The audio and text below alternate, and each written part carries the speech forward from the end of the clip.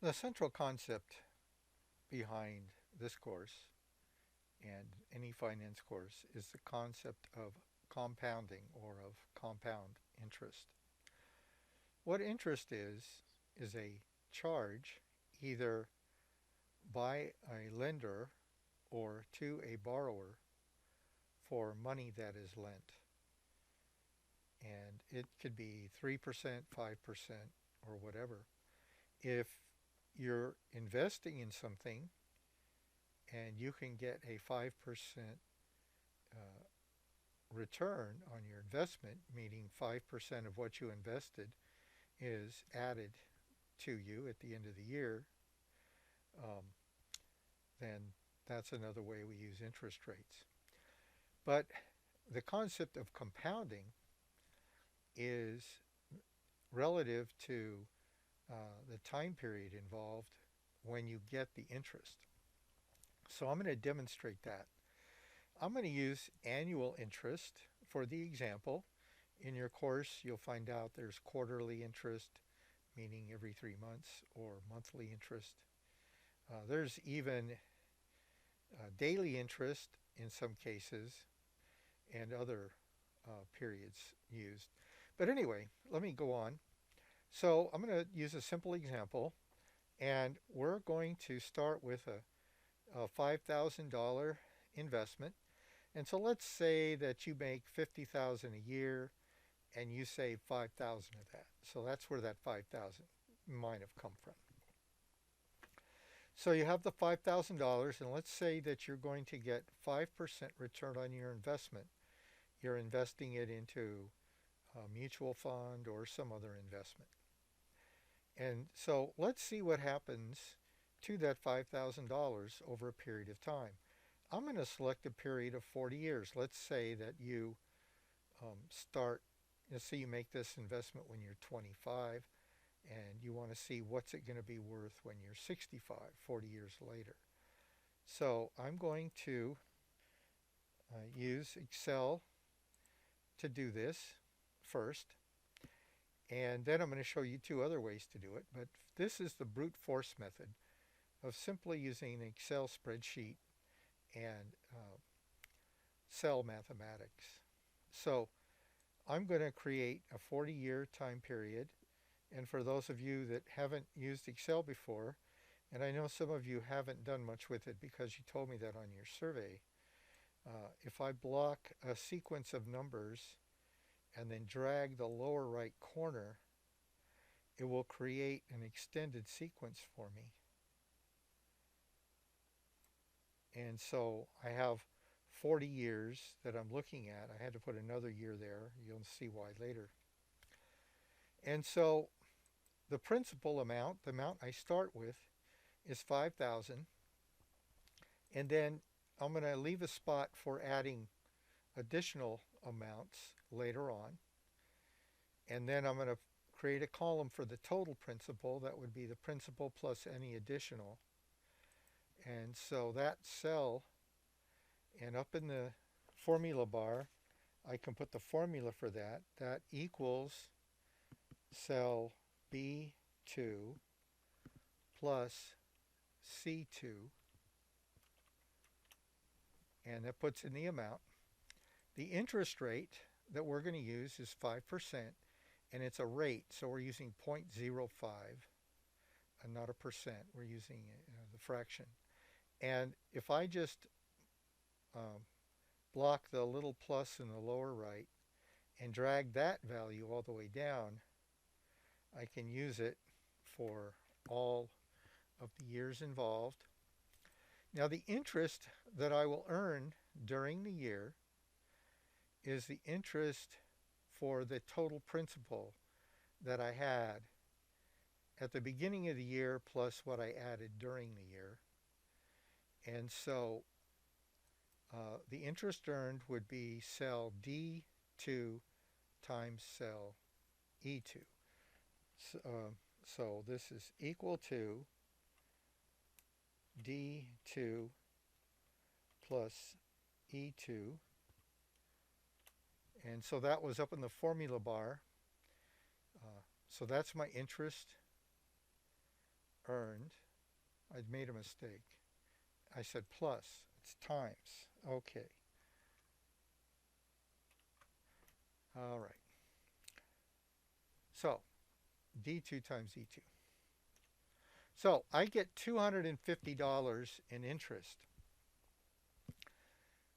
That's what I get for loaning my money out, investing it. The person that borrowed it used that money to make money for themselves, either by buying something and making payments or investing it in their business somehow. So that $250 I've earned, and I'm entitled to it at the end of the year because I'm compounding annually. So at the beginning of the next year, my $5,000 has grown by 250. So my formula for cell B3 is equal to cell B2 plus cell C2 plus cell F2, my interest. So it's now worth $52.50. So I'm entitled to interest on $52.50 for the next year if I don't add any more in. I'm just going to see what happens to my $5,000 over 40 years. My additional is going to be zero. I'll just leave that all blank. My principal now is going to be the total. And I can drag my formula for this cell down by clicking on the plus and dragging it down. Now it says zero because it doesn't have anything to work with yet. I'm going to drag this formula with this cell with its formula down.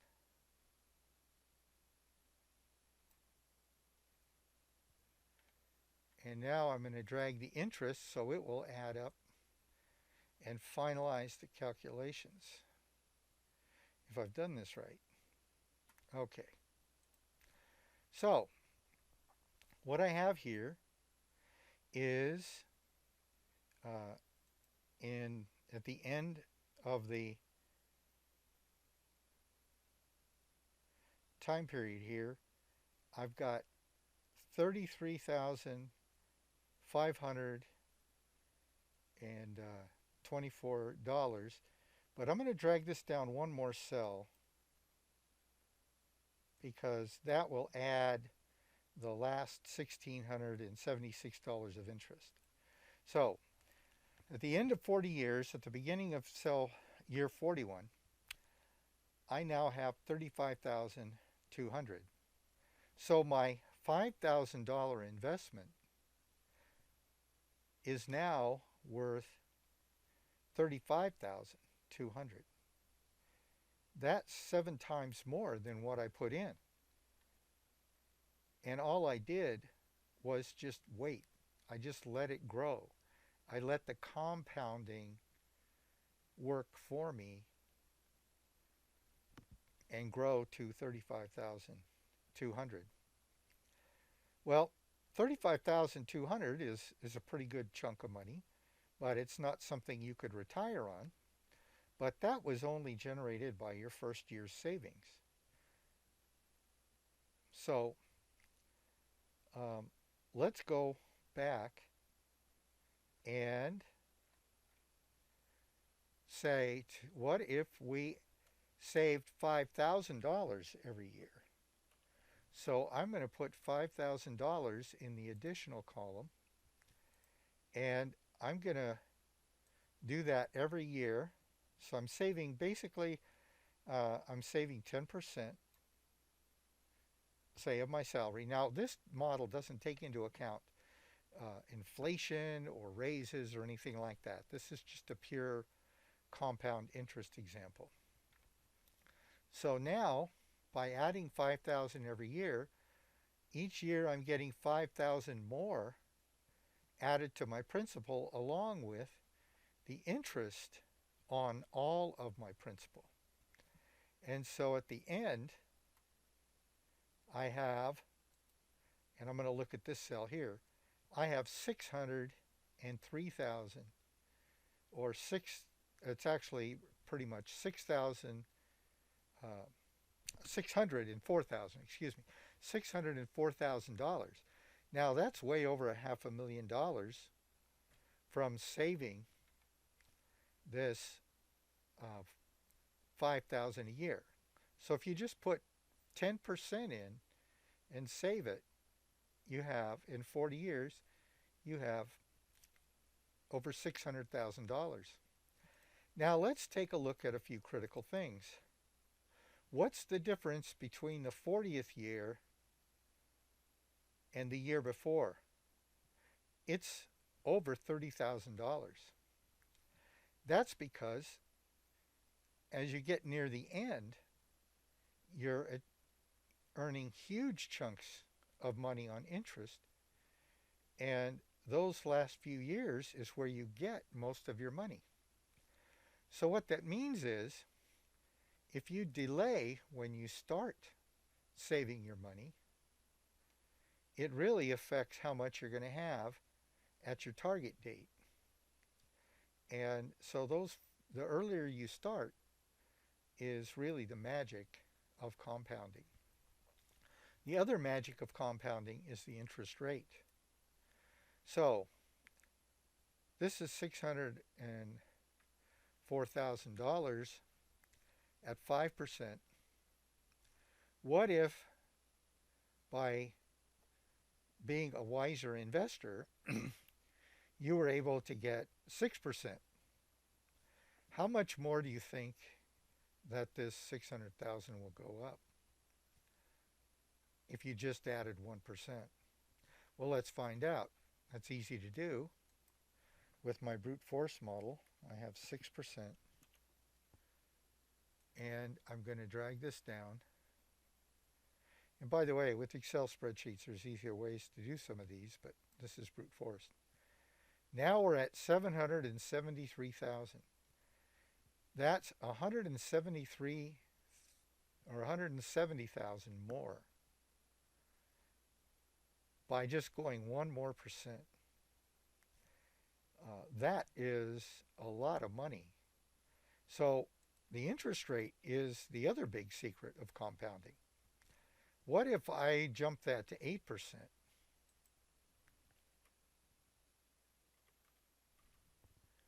And there are people that can get 8% over the long run. It's doable.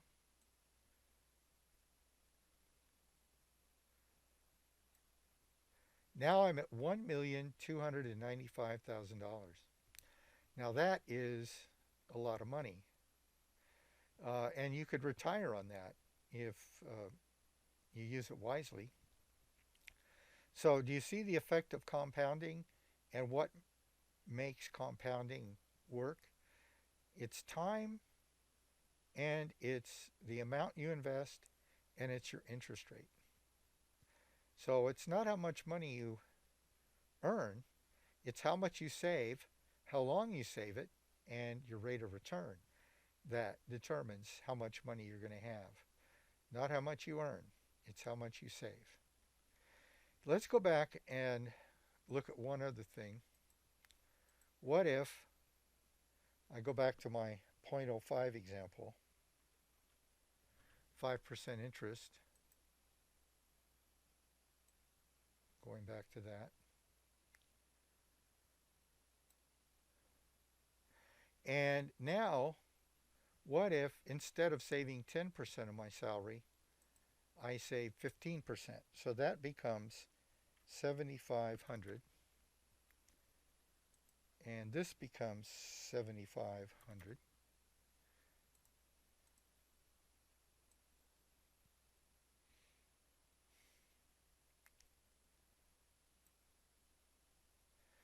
Now you're almost $1 million, $900,000.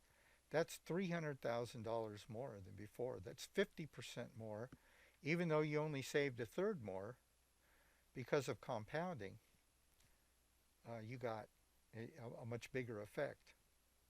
Now, I recommend that you consider saving 15% of everything you make, starting with day one. Once you graduate, um, start saving 15% toward retirement. There's some other things I'd recommend. There's some really good financial people out there talking about how to use your money, how to be wise, and how to be smart. One of my favorites is a guy named Dave Ramsey. I hear him on XM radio on the Wharton School program. But anyway, um, now, this is the brute force method. Why do I say that? Well, in the course, we don't create a spreadsheet like this every time we want to make a calculation. So for example, if I go back to my initial example and put all these zeros back, yeah.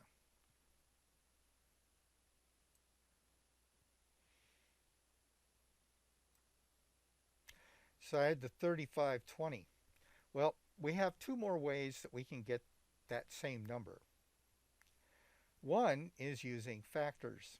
And in the inside cover of your book and in your chapter, you'll be learning about factor notation. And with factor notation, we use tables. And I'm going to drag a table in. This is the 5% table. And I want to show you how we would use it. If we want to take a principal amount and we want to find a future value, say n periods or 40 periods out, at 5%, we can use the 5% table and go to the column that's called the compound amount factor, where we can find the future value of a present sum. And for 5% interest, we find the factor for 40 years. It's 7.04. And so the way we would use that is we would multiply our principal amount, 5,000, times that compound amount factor, which was, we got it on my screen there, 7.04. And there's your answer. So instead of doing all of this calculating with the spreadsheet, when we have a future lump sum, we can just multiply by the appropriate table value. Now we can also do that with an Excel function. If I go up to the f of x icon, that's the function icon by this formula bar, and I go to the financial functions and I go to the future value function, FV, hit OK, I have the same calculation I could make here. The interest rate is 0.05. The number of periods is 40. I'm not making any payments. This would be like a monthly payment thing. So that's 0, or leave it blank. My present value was 5,000. And hit enter. And voila, I have the same answer. If I rounded it off, it would be the same answer. Now, the red means I got a negative answer. That's because of the way we would draw a cash flow diagram. But if I go back up to the formula bar and I want to change it to a positive, I just put a negative in front of the function. And that just goes ahead and gives me a positive number. And so I can use the factor notation and the tables in the book, or I can use Excel functions to get an awful lot of my calculations. And I don't have to use this brute force method for most problems. Now, I can also find from the table, I can go over and find what the future value would be of a uniform series if I saved 5,000 a month, and I would multiply it by this factor, which is like 120. But I'm not going to demonstrate that right now. I think you get the gist. The brute force method, factor notation, and the formulas uh, in the book, and also the Excel function. And so your next assignment actually has you using these different methods. That's what it's all about. So anyway, what I hope you appreciate is the power of compounding. Um, this is this is really magical, and this is how people make a lot of money, is knowing how to save money, uh, keep from losing it, investing it, and getting good interest rates. So anyway, I'll stop for now. Thank you. Bye.